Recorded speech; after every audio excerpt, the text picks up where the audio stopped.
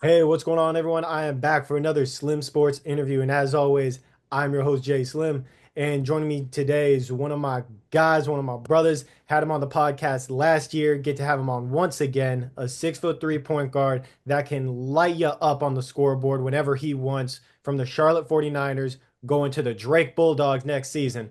Jaehshon Thomas. What's going on, man? What's up, man? How you doing? Hey, beyond blessed to have you on, man. Super Yeah. excited. Been wanting to get you on the past couple of weeks and get to have you on today. And you had a great year, first year at the Division 1 level for yourself, putting up some high caliber numbers for your team to help your team grab some very good wins. And now you get to move on to the Drake Bulldogs that have been running the Missouri Valley Conference the past couple of years. And hmm I want fans, viewers that are watching this to get to know your accolades that you have on your resume in a quick segment that I like to call Rewind and Recap. Just going to rewind the clock back to your JUCO days.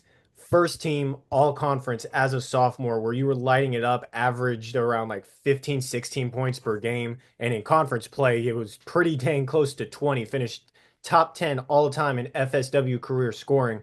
Also ended up earning yourself FCSA All State honors as a sophomore as well because of those high caliber numbers you were putting up.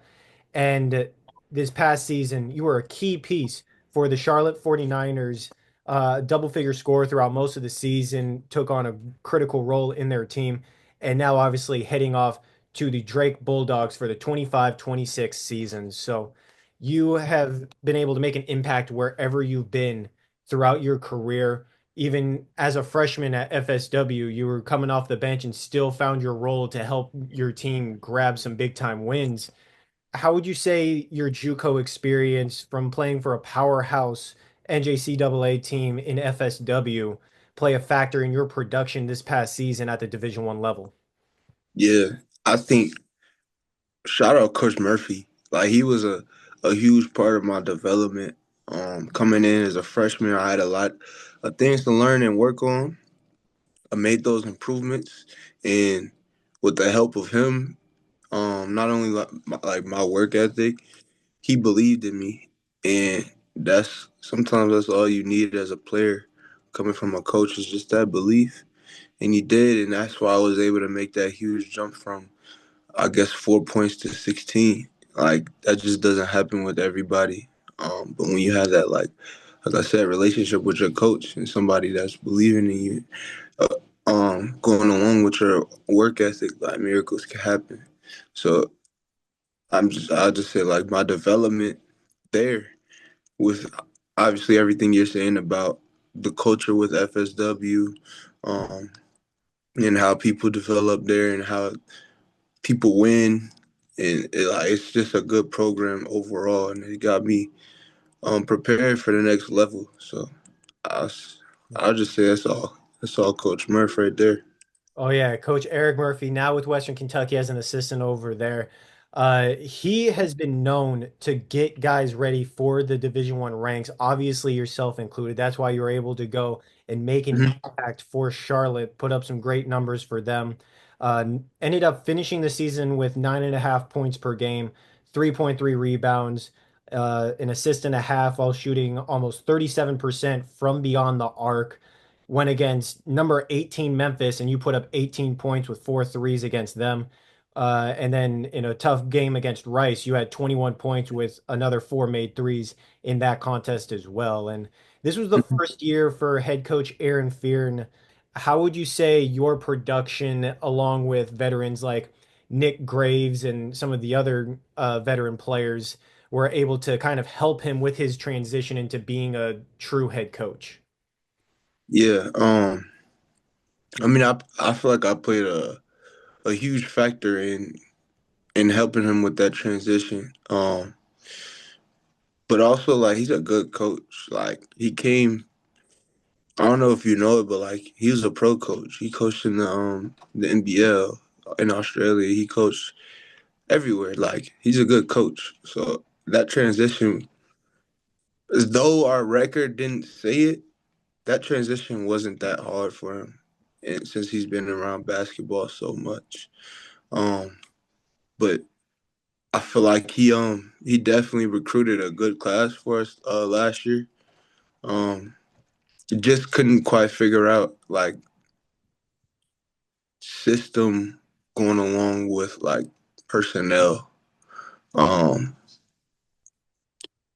like it just something didn't click for us that season. But like I said, he's a good coach, and he coached our fight. Like he was able to get us to always have effort, and that's what we did. Every game we came out fighting. Like we, most of the time, we always had a chance at the end of the game to win. So I mean, that's all that we could ask for. Just couldn't get over that hump this year. Yeah, you guys definitely were able to pull off some very close wins throughout the season. Overall, 11 and 22 on the season, 3 and 15 in a very, very tough American Conference this past season. But we're able to get these close wins, like I just mentioned, 64-61 win over Rice to advance in the American Conference tournament. Uh, Hmm. and you guys, whenever you guys went into overtime, you guys always managed to hang right in there and a lot of times came out on top, had a double overtime win against Murray State, 94-90. Uh, Hmm. and then an overtime win against Temple during conference play, 78-72. So you Yeah. guys were able to execute down the stretch in some of these key games. And you yourself, I mentioned, you were a double figure scorer throughout most of the season. You started off the season very strong as that starting point guard for this team. How would Hmm. you say the system that they had with the 49ers this past season at Charlotte was able to really utilize your skill sets effectively to where you could make an immediate impact? Yeah. The system is definitely designed for everybody to make an impact. It's different. If you were to watch a game and watch us play, like you would see like right away that we run our offense and things like that different. We run kind of the Princeton offense, and it's really designed for everyone to be like a threat at any given situation. So it allowed me to like learn the game from a different way because I'm used to like a lot of spread offense, off ball screens, and like simple stuff. That's just how I played everywhere. And then came here. Now there's a lot of back cuts and a lot of lead screens and a lot of just different actions that you undergo like every single possession. So it was definitely hard to transition into. I feel like I made a good transition.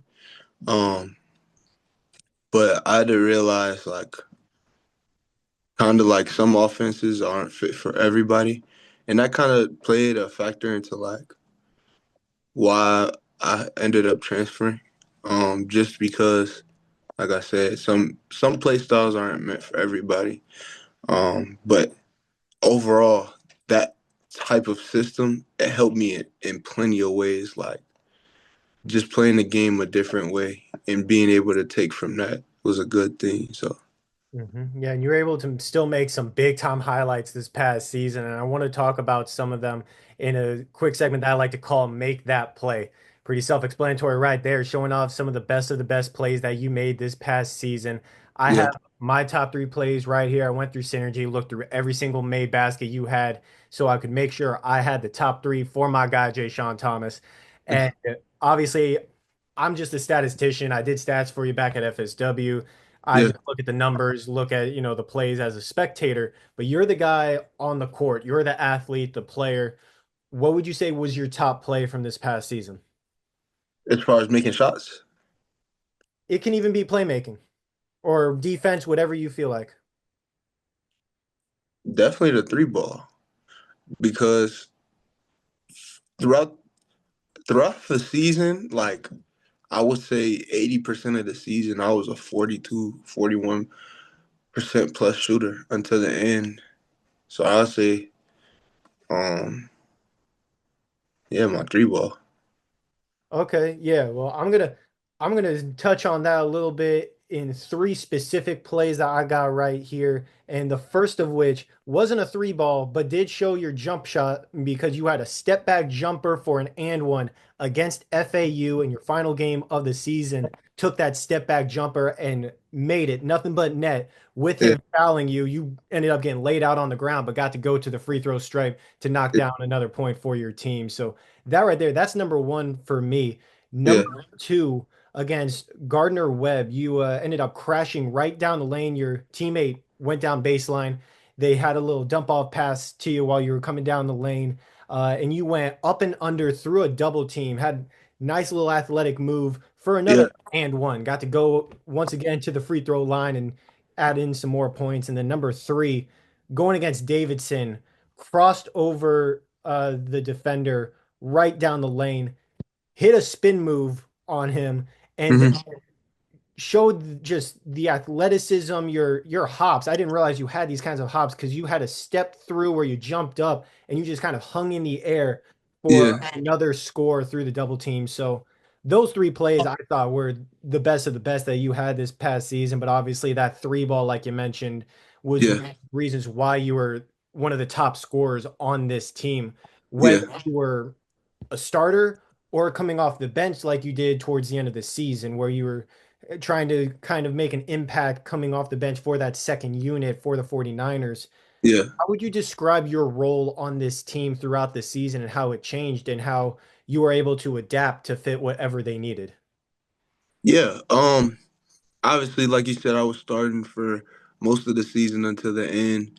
It came to a point like in conference play, like where we desperately needed wins and we wanted to win, so we were trying everything like just to make changes to see what would happen. And so, um, coach made a decision to bring me off the bench as a scoring spark and bring more height into the starting lineup, which I was fine with because I mean I wanted to win too. So like whatever the coach was asking for, I was willing to do at that time. And um, for the first couple of games, it worked. Like I think the very next game where that decision was made, that was the Rice game that we played at home, and I had 21 coming off the bench.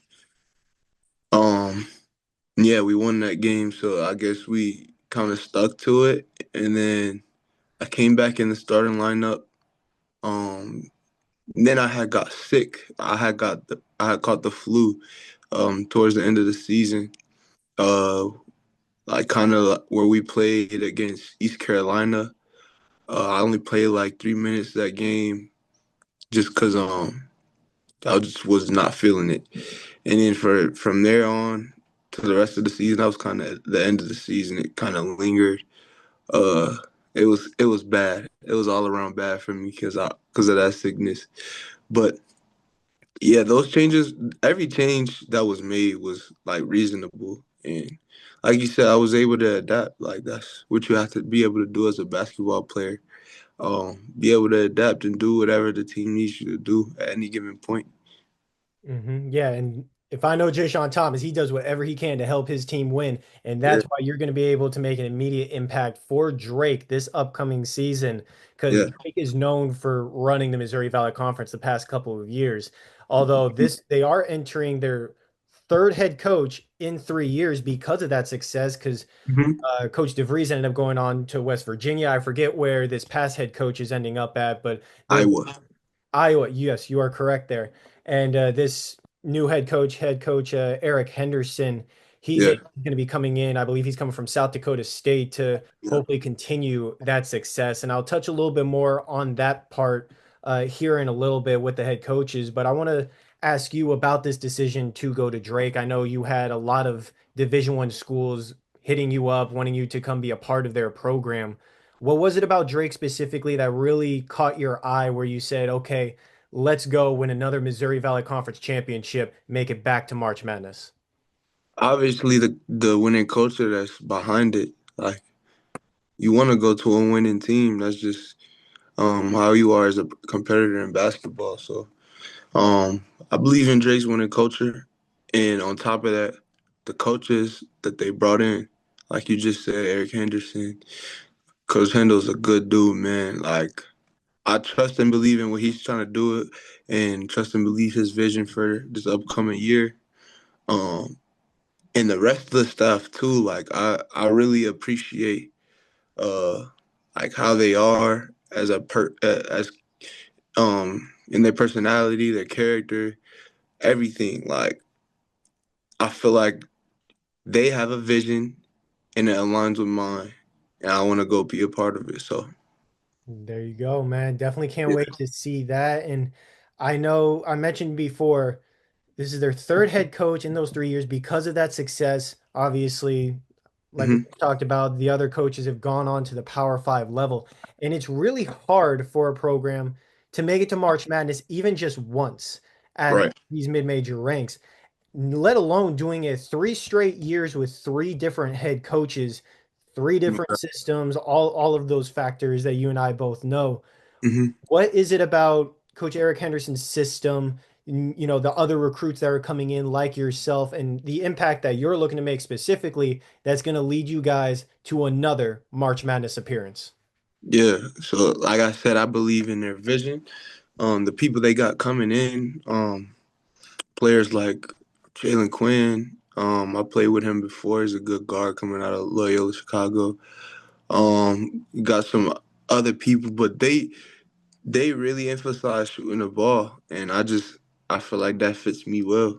Like just going over there and playing in a system where we make shots and we play with and for each other, like sharing the ball. Like that's the type of fun basketball I wanted to be a part of. And then Coach Hendo's belief in me, like it kind of get reminds me of how my relationship was with Coach Murph, and the way like that we're already starting to gel together and communicate, and that relationship that we have is just it gives me a glimpse of what me and Coach Murph had, and I don't know, good things come out of relationships like that. So There you go, man. Definitely yeah. can't wait to see what the Bulldogs do this upcoming season. And you yourself, you came from the JUCO ranks, made your name known this past season in a tough American conference, putting up those numbers for Charlotte. And guys like yourselves that, don't get talked about enough coming from, these lower levels, having to prove yourself time and time again. That's why I love being able to have yourself on, some of your teammates from FSW. I've been able to have them on already as well. And Hmm. some of them have actually nominated your name for this segment that we're about to get into called Who's Up Next. Carmani Gregory had him on a while back. He said, man, you got to get Jaehshon Thomas on because of what he did this season. I said, Yeah. man, he's already on my list. You already know. So obviously having you on now, but this is your chance to give me some names I should reach out to, have on the podcast, and get their names out there a little bit more as well.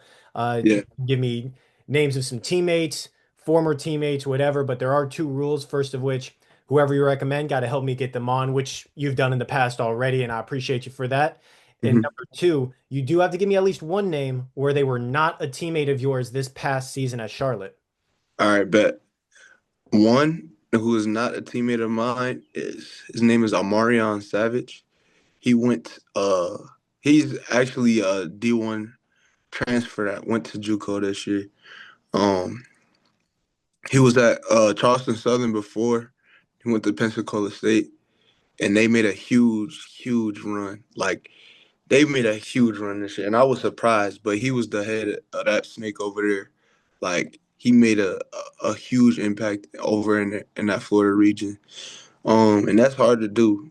Like any level you come from, if you go in that Florida region and you lead your team to a championship, like that's hard to do. Like Oh yeah. I couldn't even do it. I tried, but he did it. He's looking to go back D1 this year. Great player and tremendous dude. So definitely Amarion Savage. There you go. You got anybody from Charlotte that you want to shout out that I should reach out to? Maybe somebody that either has already made a big impact or somebody looking to make an impact next year? I say um Jeremiah Odin. Uh He's also transferring from Charlotte but going to San Diego State. But he's been hurt. He didn't play this year. He's Okay. been hurt, but he went to DePaul last year. Tremendous player, also, man. Looking to go over to San Diego State and make a huge, huge impact in a great conference and at a great school. So, Yeah, there you go. San Diego State, they ain't nobody to mess with. They have no. some dogs over there as well. And Yeah. there's some great names for who's up next. I'm definitely going to be taking a look at and having on for sure. And now that we've Mm, talked about who's up next, got to talk about what's next for yourself. Obviously, heading to Drake, looking to continue the championship mentality that they have with the Bulldogs program. mm, How are you really attacking this offseason to improve your game even more? Because if there's one thing about you that I know, is you always find a way to one up yourself every single season with your skill sets. What are mm. you looking to improve on specifically this year going into next season? Yeah, it's my biggest offseason yet. Um, just that confidence aspect.